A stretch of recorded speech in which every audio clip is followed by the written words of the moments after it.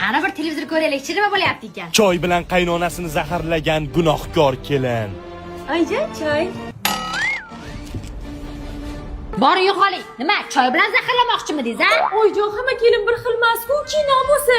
Kino ham hayotdan olinadi. Bar sari qiri, yo'qal. Boshqa kanalga qo'yaychi. Qaynona va kelinni siq-sovuq qilgan haromxo'r qo'shni. Voy, iflos qo'shni-ey. Kelin, to'xtang. Endi kelin, menda ham ayb yo'q. Hamma ham ana qo'shni nimadir qilgan ekanda.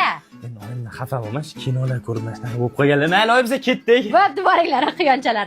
Yangiz boshlabdi-yu, qani? Onasidan xotinini ustun ko'rgan noma'qul o'g'il. Ha, xotin quli. Bexaka.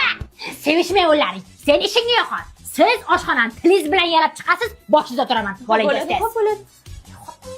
Ha, oshxonani tozalab bo'lib qoldim. Ho, mana zo'r bo'lyapti ekanda.